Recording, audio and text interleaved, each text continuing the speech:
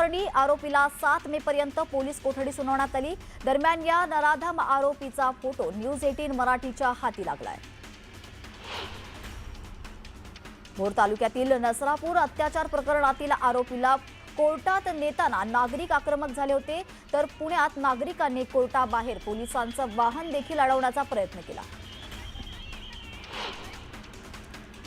उपमुख्यमंत्री सुनेत्रा पवारांनी धायरीत जाऊन पीडित कुटुंबाची भेट घेतली।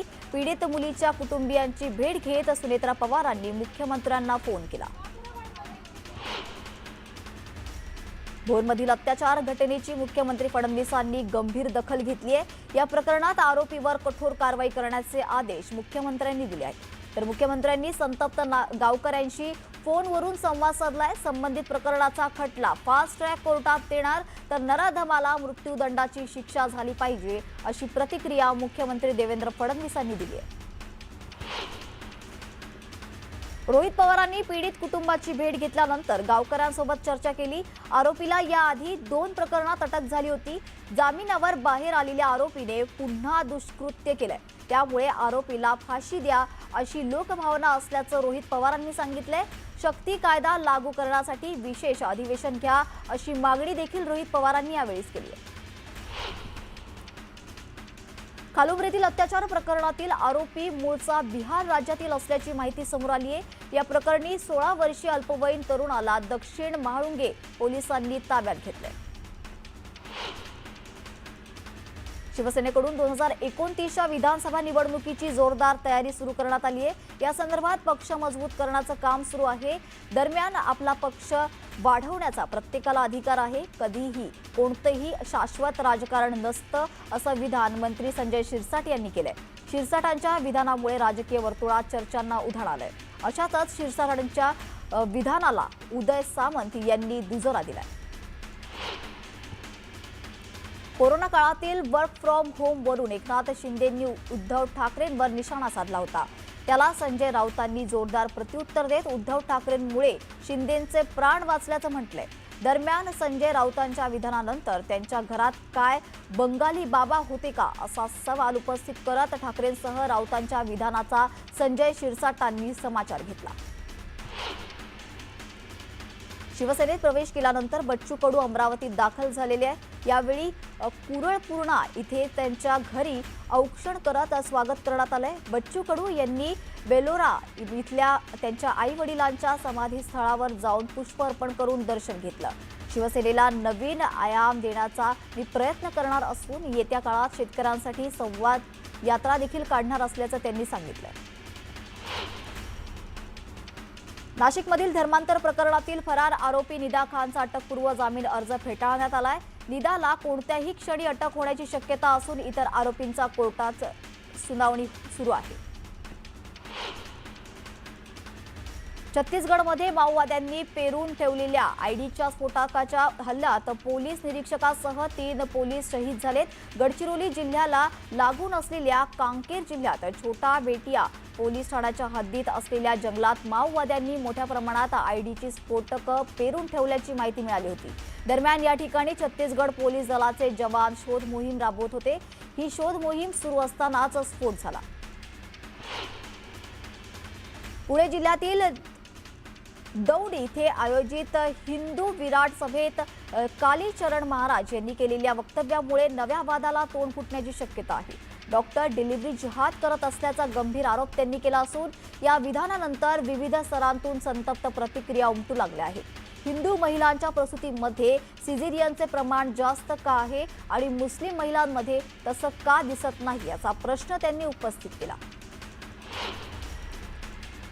कनेक्टिंग लिंक वरून पुण्याहून मुंबईच्या दिशेने वाहतुकीला सुरुवात झाली आहे। महाराष्ट्र दिनाच्या दिवशी कनेक्टिंग लिंकचं लोकार्पण झालं। त्यानंतर मुंबईहून पुण्याच्या दिशेने लेनवरून वाहतूक सुरू झाली होती। सुरक्षेसाठी लावण्यात आलेले बॅरिकेड्स आणि इतर कामांमुळे पुण्याहून मुंबईच्या दिशेने येणारी लेन बंद होती। आता संपूर्ण काम पूर्ण झाल्यानंतर ही लेन सुरू करण्यात आली। उल्हासनगर शहरातील वीज पुरवठा वारंवार खंडित होत असल्याने भाजपा आमदार कुमार आयलानी महावितरण अधिकाऱ्यांवर चांगलेच संतापल्याचं पाहायला मिळालं। शहरातील वीज पुरवठा वारंवार खंडित झाला आणि खंडित झालेला वीज पुरवठा सुरळीत करण्यासाठी अधिकाऱ्यांनी लक्ष दिलं नाही तर कठोर कारवाई केली जाईल असा इशारा त्यांनी महावितरण अधिकाऱ्यांना दिलाय। मुंबईच्या समतानगर भागात दंड आकारण्यावरून वाद झाला। पोलीस अंमलदार आणि टेम्पो चालकामध्ये या वादातून धक्काबुक्की झाली। चालकानं पोलिसांना शिवीगाळ केल्याचा आरोप करत समतानगर पोलीस ठाण्यात तक्रार दाखल करण्यात आली आहे। बीड शहराजवळ जिल्ह्यात इंधन टंचाईचे गंभीर चित्र समोर आलंय। बहुतांश पेट्रोल पंपावर नो स्टॉकचे बोर्ड लागले गेले असून गेल्या 3 दिवसांपासून डिझेलचा तुटवडा जाणवत होता। त्यात आता पेट्रोलचाही साठा संपल्यानं वाहन चालकांची मोठी गैरसोय होते। नाशिकमध्ये आगामी कुंभमेळा अनुषंगाने होणाऱ्या रिंग रोड भूसंपादनावरून वाद चिघळलाय। मातुरी मुंगसरा इथे मोजणी दरम्यान तणाव निर्माण झाला। शेतकरी आणि प्रशासनामध्ये जोरदार बाचाबाची झाली। पोलिसांनी शेतकऱ्यांना घरात घुसून मारहाण केल्याचा आरोप स्थानिकांनी केला।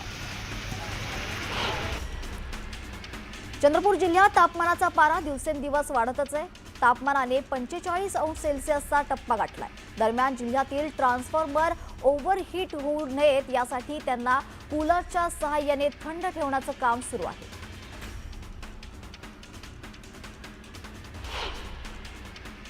पुणे जिल्ह्यातील आंबेगाव, जुन्नर आणि शिरूर तालुक्यांमध्ये तापमान 40 अंशाच्या पुढे गेले। वाढत्या तापमानाचा सर्वाधिक फटका शेतकऱ्यांना बसताना दिसतोय। सध्या या भागात कांदा काढणीची लगबग सुरू असतानाच उकाड्यामुळे मजूर शेतात कामासाठी येत नाहीयेत, तर आलेले मजूरही काम अर्धवट सोडून निघून जातात।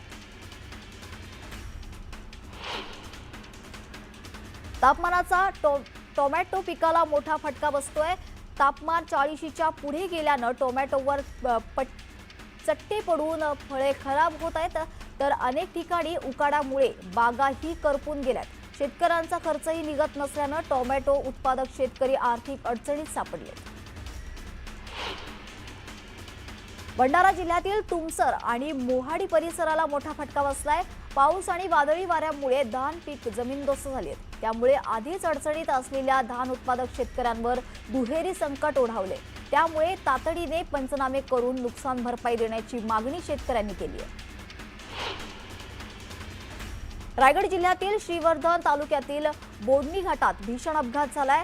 आंबा तोडणीसाठी जाणाऱ्या मजुरांच्या पिकअप वाहनावर ट्रेलर उलटल्याने अपघात झाल्याची माहिती समोर आली आहे, तर या अपघातात एका व्यक्तीचा मृत्यू झाला असून काही जण गंभीर जखमी आहेत।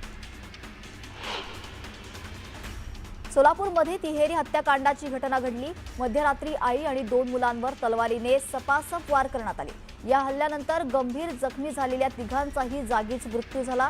ही घटना सोलापूरच्या बोरामणी परिसरात घडली आहे। या घटनेमुळे गावात एकच खळबळ उडाली। संगमनेरमध्ये गावगुंडांनी तरुणीची छेड काढल्याचा धक्कादायक प्रकार समोर आलाय। परीक्षेसाठी निघालेल्या तरुणीला रस्त्यात अडवलं, त्यानंतर गावगुंडांनी दुचाकीवरून परीक्षेसाठी निघालेल्या तरुणीचा पाठलाग केला। यावेळी स्थानिक नागरिकांनी यातील एका गावगुंडाला पकडून चोप दिला, तर एक जण फरार आहे।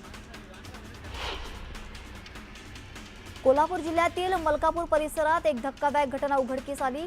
मोठ्या भावाने आपल्याच लहान भावाची निर्घृण हत्या केली आहे। आरोपीनं डोक्यात फरशी घालून भावाला संपवलं। हत्येची ही घटना समोर येताच संपूर्ण शाहूवाडी तालुक्यात खळबळ उडाली। यवतमाळच्या नेर तालुक्यातील अजंती पारधी या बेड्यावरील 9 वर्षीय मुलीचा मृत्यू झालाय। भर उन्हात पाण्यासाठी गेली होती, त्यानंतर सायंकाळी तिला चक्कर येऊन पडली आणि तिचा मृत्यू झाला। उष्माघाताने मृत्यू झाल्याचा संशय केला जातो। कळंब शहरातील ट्रान्सफॉर्मरला भीषण आग लागली। उष्णतेमुळे ऑइल गरम झाल्यानं आगीची घटना घडली। भर वस्तीत आग लागल्यामुळे एकच खळबळ उडाली, तर या आगीवर नियंत्रण मिळवण्यात यश आलंय।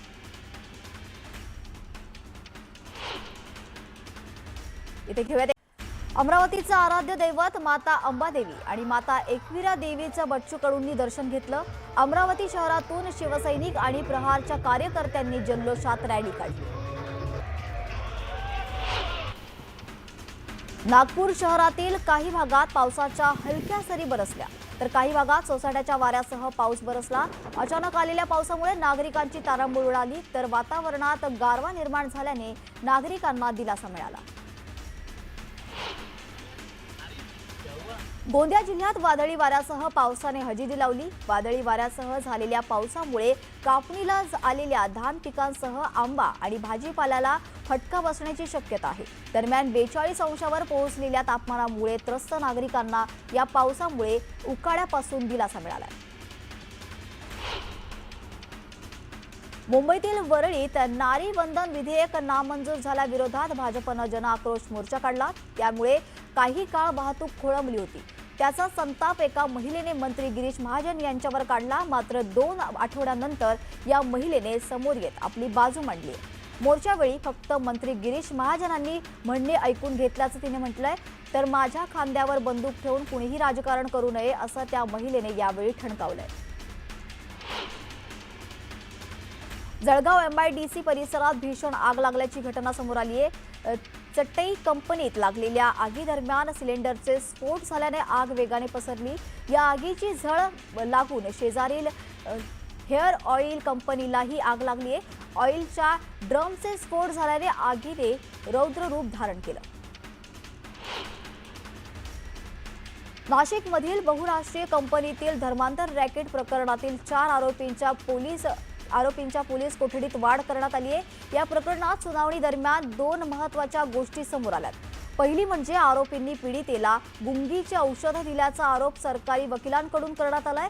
त्यासोबतच आरोपींनी जादूटोणा केल्याचा संशय देखील तपास यंत्रणांना असल्याचं सरकारी वकिलांनी म्हटलंय. उन्हाचा पारा वाढत असतानाच जिंतूर तालुक्यातील सावरगाव तांड्यात पाण्याचे संकट तीव्र झाले. पिण्याच्या पाण्यासाठी महिलांना पायपीट करावी लागत असून कोसळलेल्या विहिरीतून जीव धोक्यात घालून पाणी उपसण्याची वेळ महिलांवर आली आहे. सांगली जिल्ह्यातील खानापूर तालुक्यात भाळवणी इथे येरळा नदीत पोहायला गेलेल्या 8 मुलांपैकी 7 जणांना वाचवण्यात यश आलंय. तर एका 20 वर्षीय मुलीचा उपचारादरम्यान मृत्यू झाला. लग्न समारंभादरम्यान ही घटना घडली असून पाण्याचा अंदाज न आल्यानं ही दुर्घटना घडली आहे.